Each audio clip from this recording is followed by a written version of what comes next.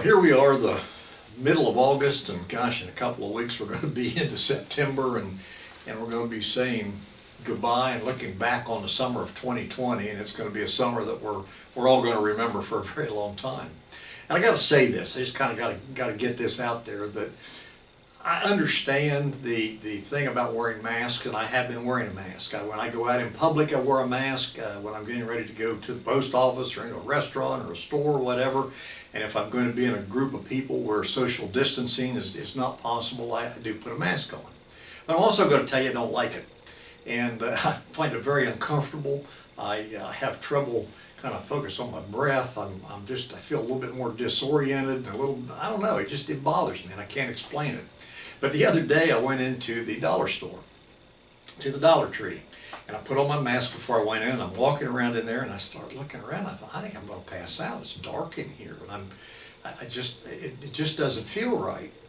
And so I was walking around, and I was looking at cards and looking at a few other things I wanted to buy, and my mask kind of slipped down, and as I pulled it up, I realized that I was still wearing my sunglasses. So no wonder things looked a little bit darker. Taking my sunglasses off, things looked a whole lot brighter again. But it's just one of the many challenges we deal with. Another challenge that we're going to be dealing with, and I'm not happy about this either, is the fact that our college football season is not going to be what we expected it to be. Now, anybody that knows me at all, knows that I'm a big Ohio State Buckeye fan.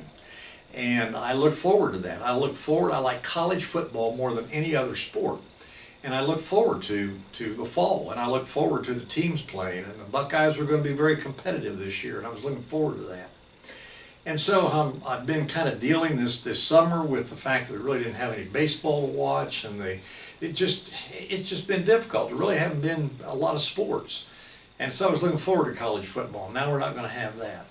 So Judy and I were sitting there talking about that the other day, and as we were talking about it, our table that we eat most of our meals at looks out onto a big area in the backyard.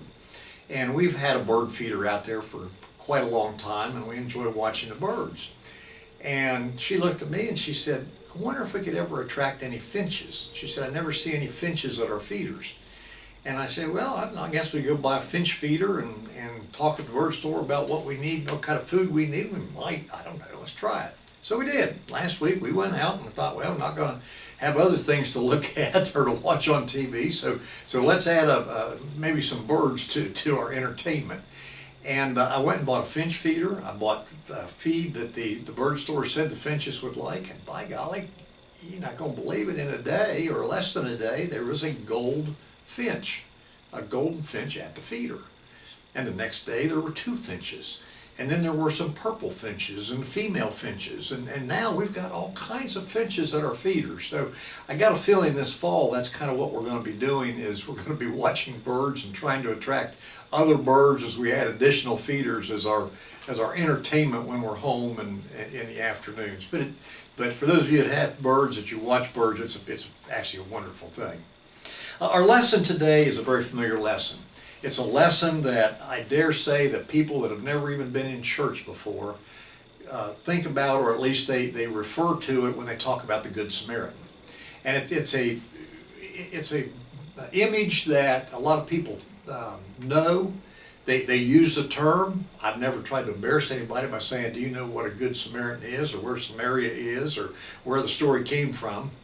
And I dare say there are a lot of people that use that term that maybe don't understand where the story came from, or exactly everything there is to learn from this story. But it's a very familiar story to us. It comes from our quarterly, and the title of today's lesson is Who is My Neighbor? It comes from Luke 10:25 through 37. And the purpose statement is to learn who our neighbors might be. And that's kind of an interesting thing as we think about community. And as I say, we've read this passage, we understand this passage, we've been in Sunday school, but sometimes I think that it's always good to go back and reflect a little bit more. So the passage began, and it's the parable of the Good Samaritan. On one occasion, an expert in the law stood up to test Jesus. They loved doing that. Teacher, he asked, what must I do to inherit eternal life? What is written in the law? He replied. How do you read it? He answered, love the Lord your God with all your heart, and with all your soul, and with all your strength, and with all your mind, and love your neighbor as yourself. You have answered correctly, Jesus replied. Do this, and you will live. But he wanted to justify himself, so he asked Jesus, and who is my neighbor? In reply, Jesus said, a man was going down from Jerusalem to Jericho. He fell into the hands of robbers. They stripped him of his clothes, beat him, and went away, leaving him half dead. A priest happened to be going down the same road, and when he saw the man, he passed by on the other side. So too a Levite, when he came to the place and saw him, he passed by on the other side. But a Samaritan, as he traveled, came where the man was, and when he saw him, he took pity on him. He went to him and bandaged his wounds, pouring on oil and wine. Then he put the man on his donkey, took him to an inn, and took care of him. The next day he took out 2 silver coins and gave them to the innkeeper. Look after him, he said, and when I return I will reimburse you for any extra expense you may have. Which of these 3 do you think was a neighbor to the man who fell into the hands of robbers? The expert in the law replied, the one who had mercy on him. And Jesus told him, go and do likewise. Now, as we reflect on this story, I think it's important to point out that Jerusalem was about 2,300 feet above sea level. And the Dead Sea, which is near Jericho, is 1,300 feet below sea level. So this road, in less than 20 miles, dropped about 3,600 feet. And it was a road of very narrow, rocky passages, all kinds of sudden turns, which gave robbers, which gave bandits the opportunity to attack people that were going down the road. Even as late as the 19th century, it was still necessary to pay safety money to a local sheik before you could travel on the road. So when Jesus told this story, he was telling about the kind of thing that was constantly happening on this Jerusalem to Jericho road. Now let's take a minute and look at the characters. Let's think about the characters. There was a traveler. Now he was obviously reckless. He was foolhardy. People just didn't travel down this road alone. They always traveled with other people, with caravans and with groups of people. They didn't carry valuable goods or belongings. They took great safety in numbers as they traveled the road. But here's this guy. He doesn't have anybody with him. He's all by himself. And we could say, well, he deserved what he got then. I mean, he got into that mess on his own. He knew better. He did it anyway. He has to blame himself for his plight, and that's just the way it needs to end. And then there was a priest. Now, he hastened past him. He was probably thinking about the passage that told him that if he touched a dead man, he was unclean for 7 days. And so, even though he wasn't sure if the man was dead, he didn't want to take a chance and go over and touch him, because if he did, he would have to remove himself from his duties at the temple for 7 days. And he didn't want to risk that. He set the claims of ceremony, of being there, of overseeing the rites in the temple, over trying to show some mercy to this human suffering. There was the Levite. Now, he seems to have gone nearer to the man before he passed on. Now, he had to think that probably, and it was a ploy back then, that the bandits would use somebody as a decoy. And they would take one of their folks, one of the bandits, and he would look like he had been beaten up, laying on the side of the road. And when somebody went to him to attend to him, the other bandits came out and beat up and robbed the person who was trying to show mercy. So I can only imagine that the Levite's motto was to show safety first, and he wasn't going to take any risks to help someone else. So then comes the Samaritan. Now, we would expect that with the arrival of the Samaritans, knowing everything about Samaria, that he probably knew who the bandit was, or he was somebody that he was a villain himself. And he may not even have been racially a Samaritan. The Jews just simply did not have dealings with the Samaritans. And yet he seemed to be a regular commercial traveler on this road because of the experience when he went and he took this person who was hurt to the inn. In John 8:48, the Jews called Jesus a Samaritan. because the name was sometimes used to describe someone who was considered a heretic and a breaker of the ceremonial law.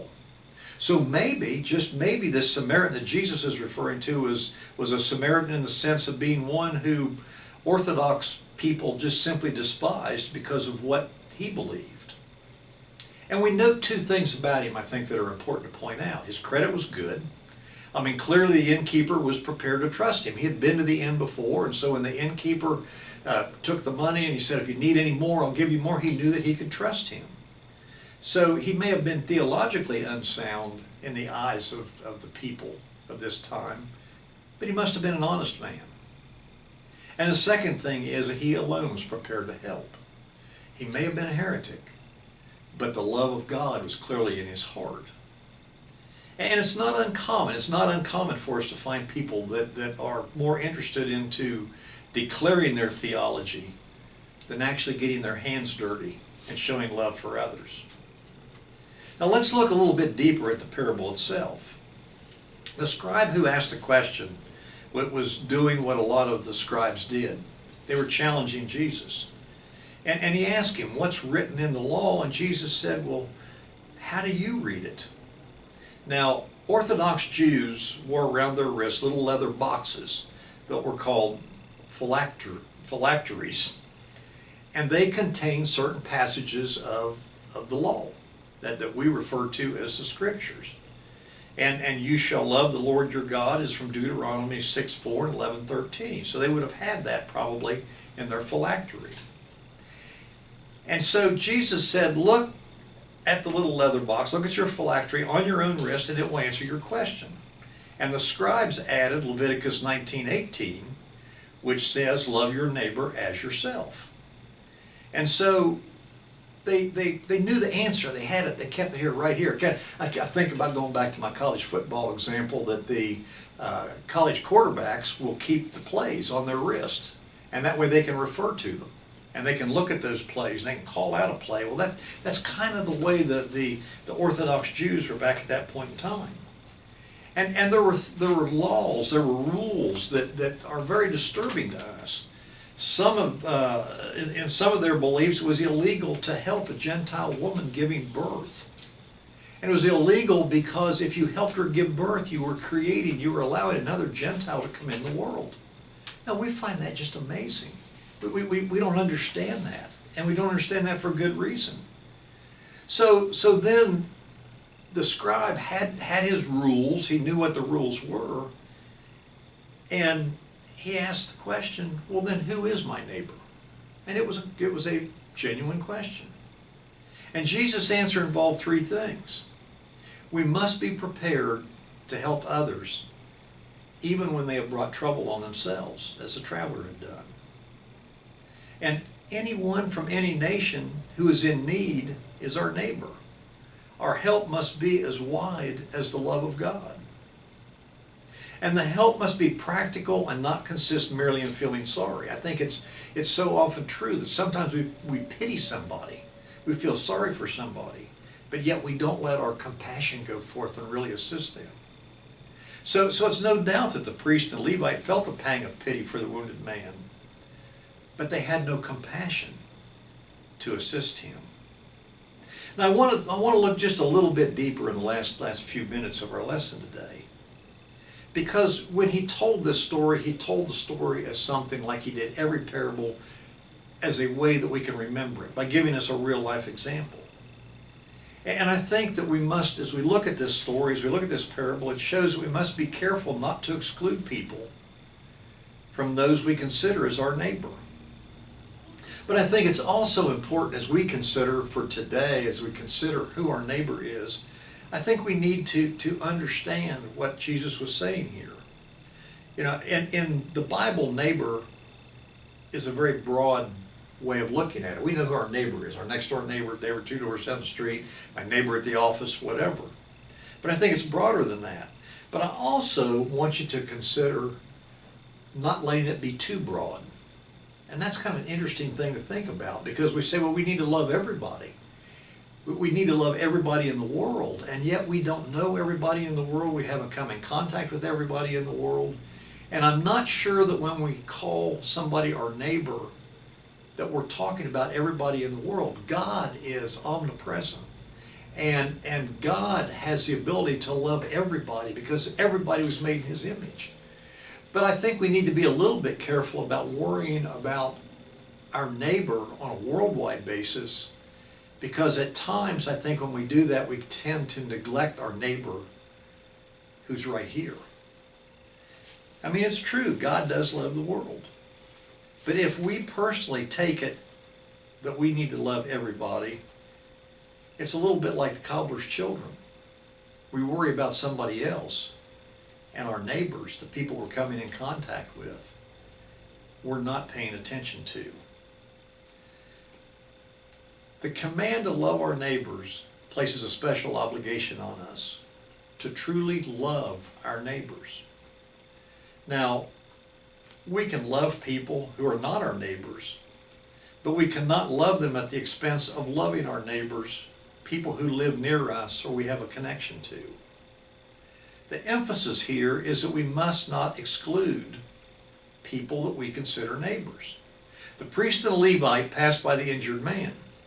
Since Jesus is answering the question, who is my neighbor, the presumption is that they didn't help him because they didn't see him as their neighbor. And why might that be? And we can imagine a few reasons for that. One reason why a person might not see someone as a neighbor is that you don't know him or her. And so I ask the question, do you have to know somebody personally in order to consider him a neighbor? The priest, the Levite, Samaritan didn't know the injured man, and yet Jesus clearly expected each of them to stop and help him. So you can't say, I don't know him, therefore I have no responsibility towards him. I mean, that's the point.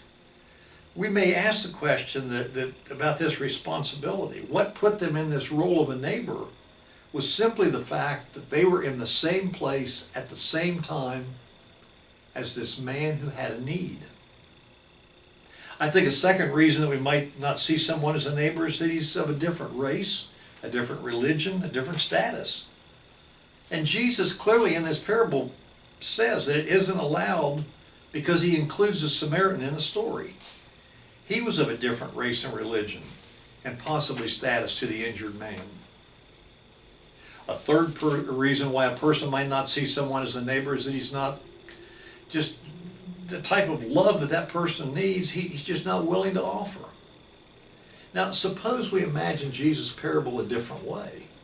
Suppose that instead of an injured man on the side of the road, it was somebody who just wanted to know more.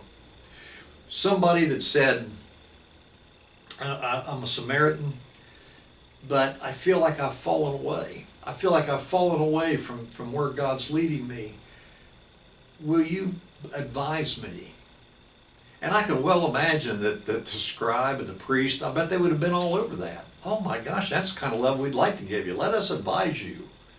And how many times we're like that? I mean, and I've been caught up in that before. There's just times I feel like I'm just not comfortable. I don't know that, I know you have a need, but I'm not comfortable in trying to assist you. Not even assist you in finding someone who can find your answer. And so I think we got to be careful about that. And I think Jesus is pointing that out to us here. Jesus' parable is very applicable today. It concerns a priest and a Levite. So it's aimed squarely at religious people. And you may not be a scribe, you may not be a Levite, but you clearly are a person of faith. We're Christians. And because of that, we have a responsibility. And if we're not careful, we fall into this trap of acting like the priest and the Levite. And I think that if we're honest with ourselves, we know that's absolutely true. I also want to point out, I think this is important, because when I do these lessons, I can only imagine who takes the time to actually listen to them, and I appreciate it when you comment, you tell me you've listened and you appreciated a particular lesson or something that was said. And I can only imagine there's some of you say, well, wait a minute. I mean, yes, I understand we're supposed to love everybody. I get that. I guess we need to love, or I mean, it's true, not I guess. It's true, we need to love people that are close to us, that God presents to us. but I don't always like them. And that's okay, because I think that's true. Loving somebody doesn't always mean you like everything they do. And we've certainly seen over the last weeks, months, we've seen things that we just don't like, that really disturb us. We've seen things that we don't like out of people that we're disappointed in, that we're surprised at. But that's okay. But they're our neighbors, and we need to love them. I think we do need to avoid making the concept of a neighbor too big. People who live us or who we come in contact with are neighbors. The main focus of Jesus' parable is to avoid making the concept of neighbor too small, though. And while I say we need to be careful making it we don't need to make it too small. We can't restrict our concept of neighbor because we don't know a person, because he or she is different, because he or she has needs that we don't feel comfortable helping with. Jesus wants us to be a neighbor to everyone that he puts us in contact with, even people that we may not be comfortable with. Let me go back to my finch story a second. When I was watching those finches and I was watching that feeder, first of all, I have to give thanks to God. I can't look at that. I can't look at God's creation and not give thanks to God. But what an amazing thing that was to me. That when we made the decision, we want to see if we can get some finches.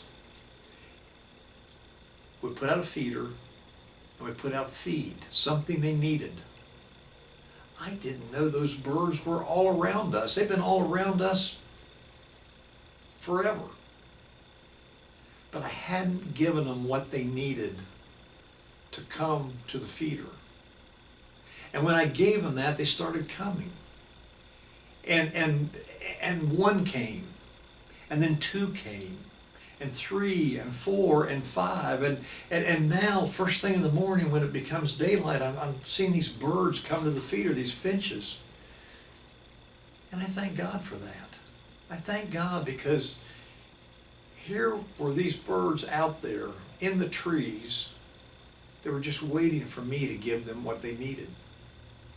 And isn't that what our lesson is telling us today?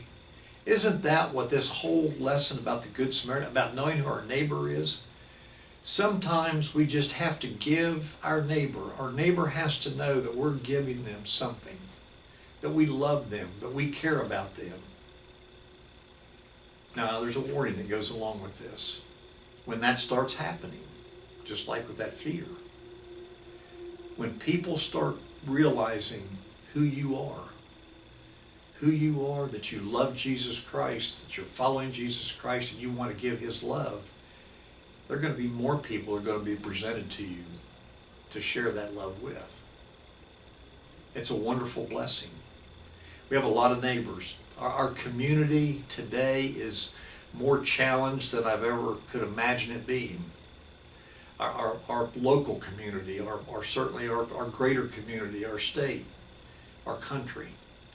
We've got challenges that we can talk for hours. It's too bad we can't get together, because I really do think it's something we need, is to be able to get together and to share, to draw on each other.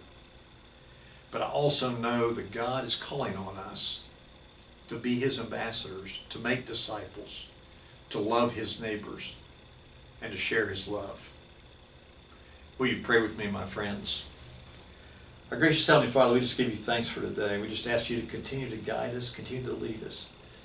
Continue to open our eyes to the neighbors, to the people that you put in front of us, that you place in our path, the people that you want us to be attentive to minister to share with, to share the message of your love.